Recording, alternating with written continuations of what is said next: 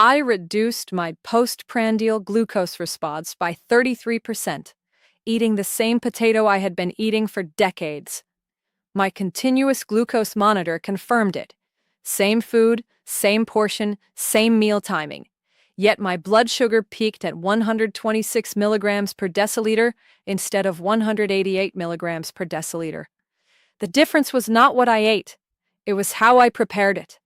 I'm a genetics professor at a major research university, and I've spent years studying metabolic regulation, insulin signaling, and the molecular mechanisms that determine how our bodies process carbohydrates. What I discovered about resistant starch formation changed how I think about one of the most vilified foods in modern nutrition, and it may change how you think about it too.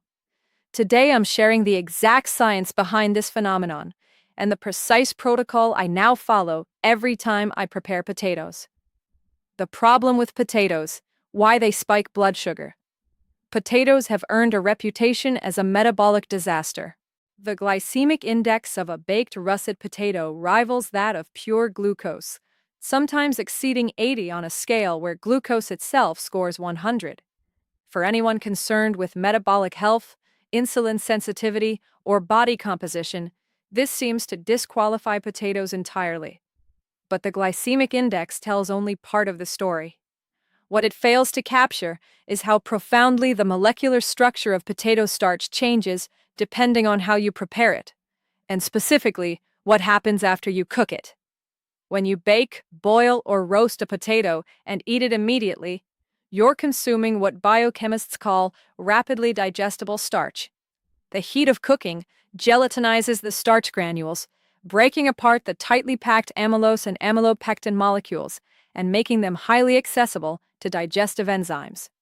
Alpha amylase in your saliva and pancreatic amylase in your small intestine cleave these exposed starches into glucose with remarkable efficiency. The result is rapid glucose absorption, a sharp spike in blood sugar, and a correspondingly robust insulin response. For individuals with insulin resistance, prediabetes, or type 2 diabetes, this metabolic surge compounds existing dysfunction. Even for metabolically healthy individuals, repeated high glycemic meals contribute to glycemic variability, a factor increasingly linked to cardiovascular risk, cognitive decline, and accelerated aging. The molecular transformation, what cooling does to starch. Here is where the science becomes fascinating. When cooked potato starch cools, something remarkable occurs at the molecular level. The gelatinized starch molecules undergo a process called retrogradation. During retrogradation, the amylose chains, the linear components of starch, realign and form new hydrogen bonds, creating tightly packed crystalline structures that resist enzymatic digestion. This transformed starch is called resistant starch, specifically type 3 resistant starch. Unlike rapidly digestible starch, RS3 passes through the stomach and small intestine largely intact. It behaves more like dietary fiber than a carbohydrate, reaching the colon where it becomes substrate for beneficial gut bacteria rather than glucose for your bloodstream. The biochemistry is precise. Cooling allows amylose molecules to reassociate into double helices stabilized by hydrogen bonding. These structures physically exclude digestive enzymes. Alpha amylase cannot access the glucose units locked within these crystalline formations. Research published in the European Journal of Clinical Nutrition demonstrated that cooling cooked potatoes at 4 degrees Celsius, standard refrigerator temperature, for 24 hours increased resistant starch content by 2.4 times compared to freshly cooked potatoes. Other studies have shown RS3 formation begins within hours of cooling, but continues to increase over 24 to 48 hours. The clinical evidence. What this means for blood sugar. The effects on glycemic response are substantial and well documented. A study in the Journal of the American College of Nutrition compared glucose responses to freshly cooked versus cooled and reheated potatoes in healthy adults. The cooled potatoes produced a 33% lower glycemic response, despite containing the same total carbohydrate content. This finding has been replicated across multiple research groups. Work published in Nutrition and Diabetes confirmed that resistant starch formation from cooling significantly attenuates both glucose and insulin responses. The metabolic benefits extend beyond glucose. Lower insulin responses mean reduced lipogenic signaling, decreased hepatic triglyceride synthesis, and improved conditions for lipolysis. What particularly interests me as a researcher is that reheating does not fully reverse the resistant starch formation.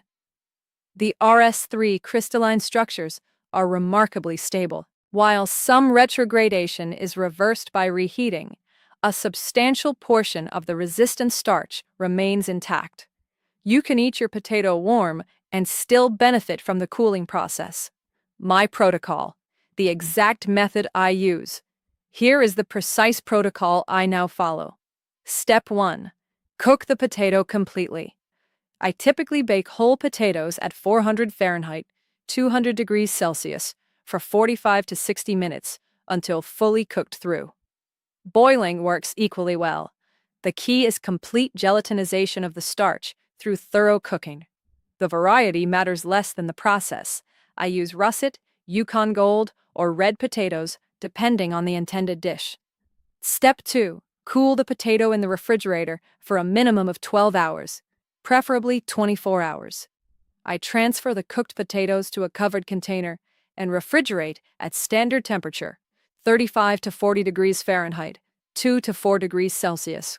Resistant starch formation is time-dependent. 12 hours produces meaningful RS3 formation.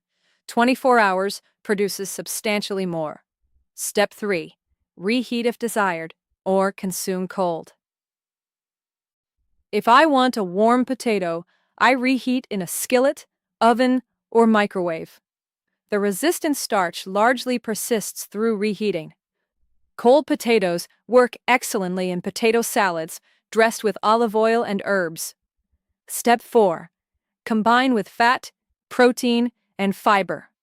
I never eat potatoes in isolation. Adding fat, olive oil, butter, or avocado, protein, and additional fiber further blunts the glycemic response by slowing gastric emptying and moderating glucose absorption. The entire additional time investment is negligible. I simply batch cook potatoes at the beginning of the week and refrigerate them for later use. The actual active time required is approximately 5 minutes of planning. The secondary mechanism, resistant starch as a prebiotic. The benefits of this preparation method extend beyond glucose modulation. Resistant starch that reaches the colon becomes a prebiotic substrate for beneficial bacteria, particularly bifidobacteria and certain lactobacillus species. These bacteria ferment RS3 into short-chain fatty acids, SCFAs, primarily butyrate, propionate, and acetate. Butyrate deserves particular attention. It serves as the primary energy source for colonocytes, the cells lining the colon.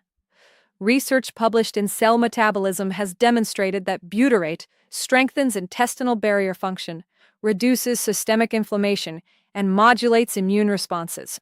Cell.com. Propionate and acetate enter systemic circulation and influence hepatic metabolism. Propionate has been shown to reduce hepatic gluconeogenesis, the liver's production of new glucose, further improving glycemic control.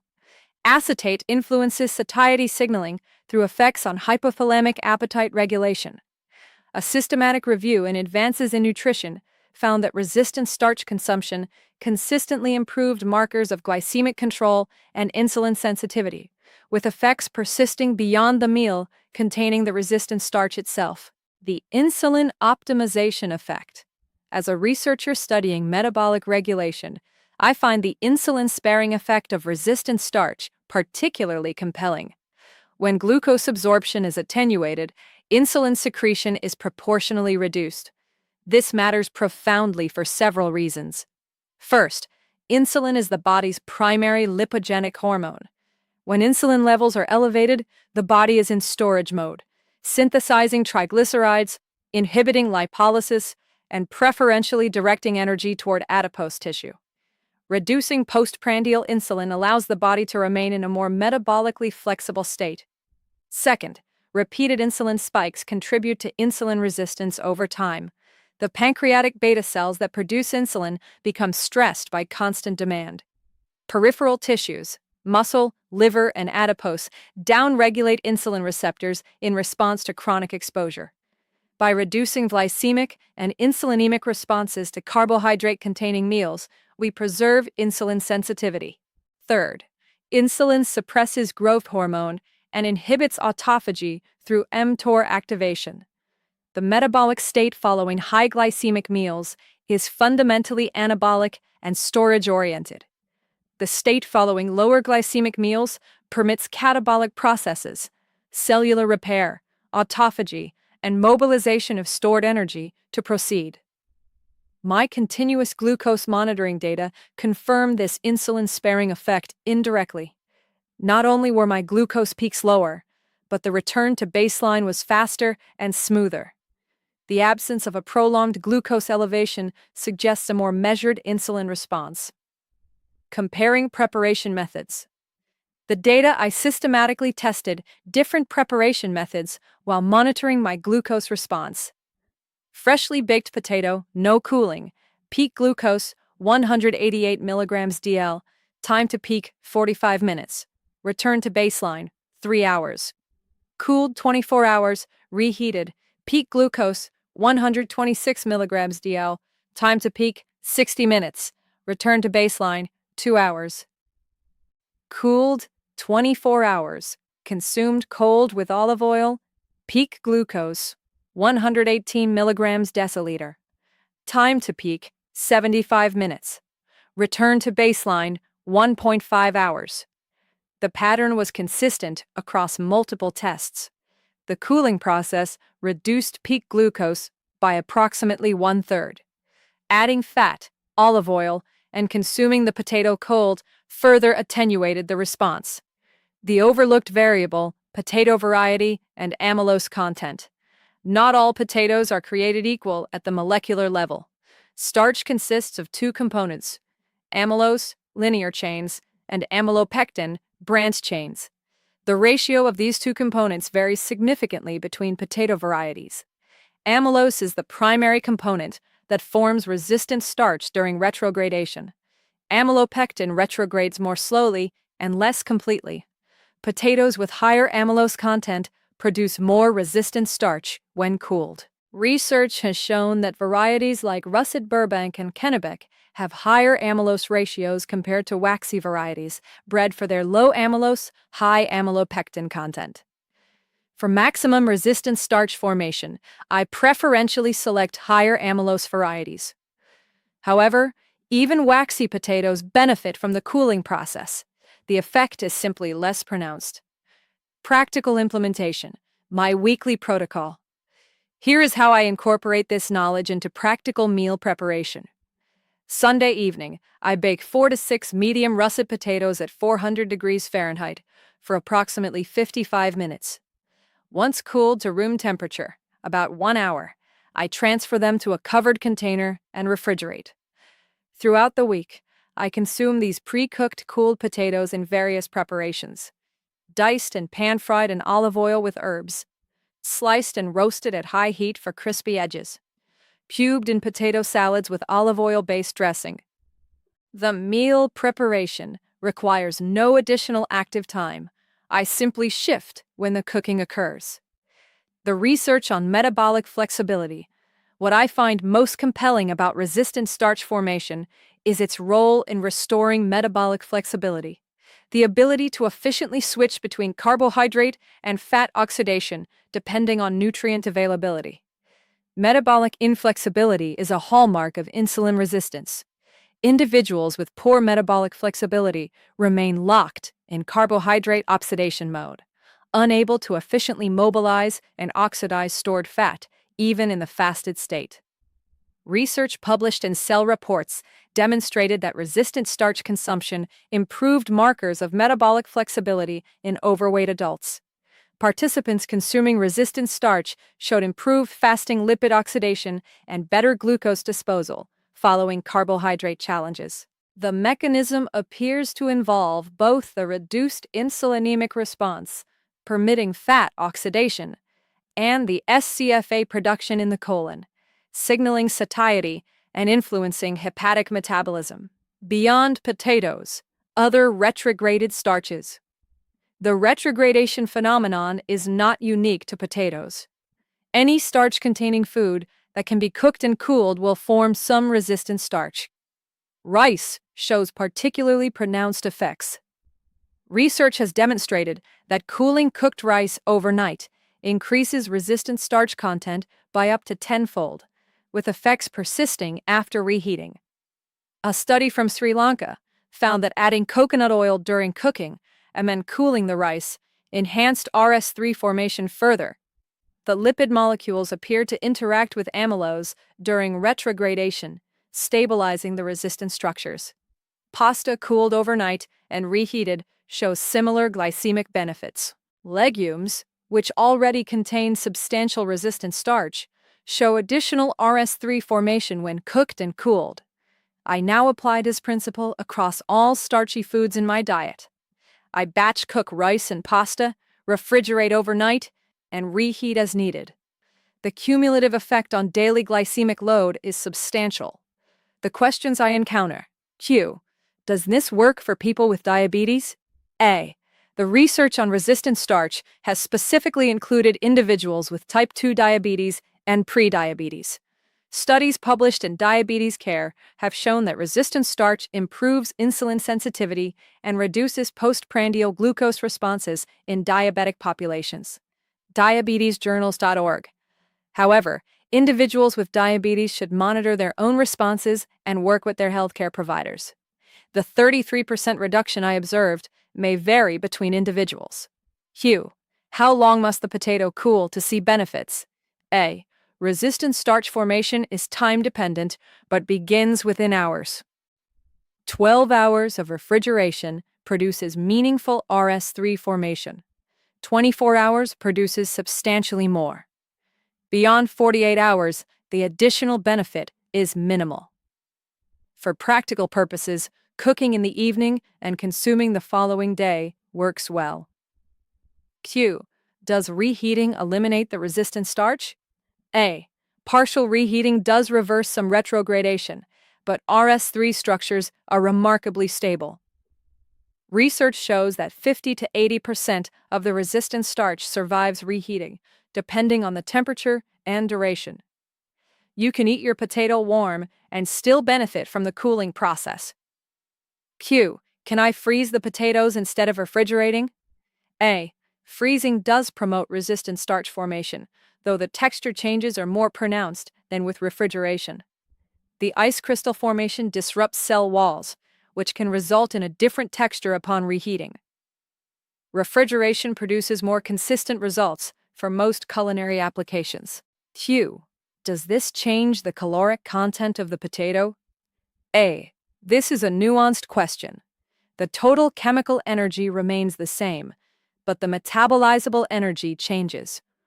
Resistant starch yields approximately 2 calories per gram through SCFA production in the colon, compared to 4 calories per gram for digestible starch.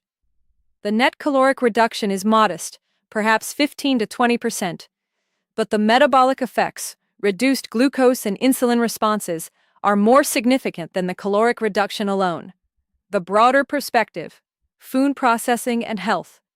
This research illustrates a principle I find increasingly important in nutrition science.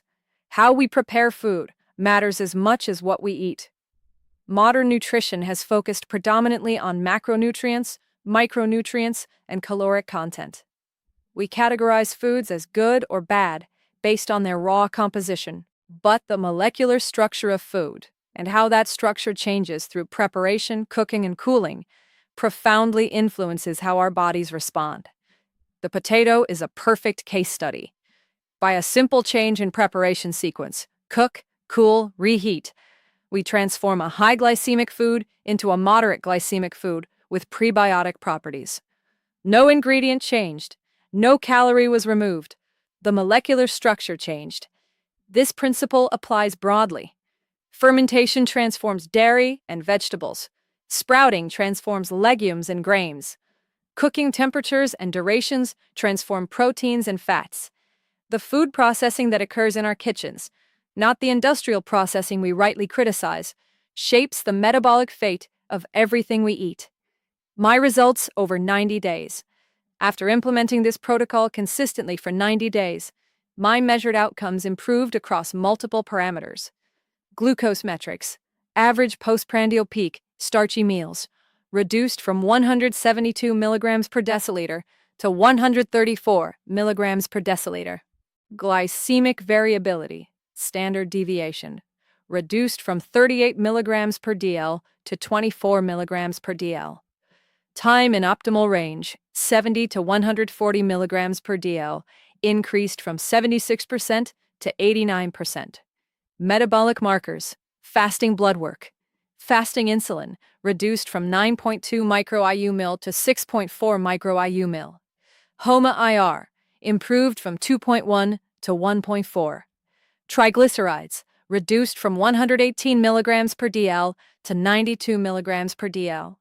Subjective improvements, energy stability after meals improved markedly. Afternoon fatigue reduced. Hunger between meals decreased. These results reflect multiple interventions implemented simultaneously, but the shift to cooled starches was a central component. Conclusion: the science of resistant starch formation represents one of the most practical applications of food biochemistry for metabolic health. By understanding what happens at the molecular level when cooked starches cool, the retrogradation of amylose into crystalline enzyme-resistant structures, we can transform how our bodies respond to carbohydrate-containing foods. My continuous glucose monitoring confirmed what the research predicted: a 33% reduction in glucose response from the same food prepared differently. The intervention requires minimal effort, simply cooking in advance and refrigerating before consumption. I'm a genetics professor who has spent years studying metabolic regulation. This finding changed my approach to meal preparation, and the measured results convinced me of its validity.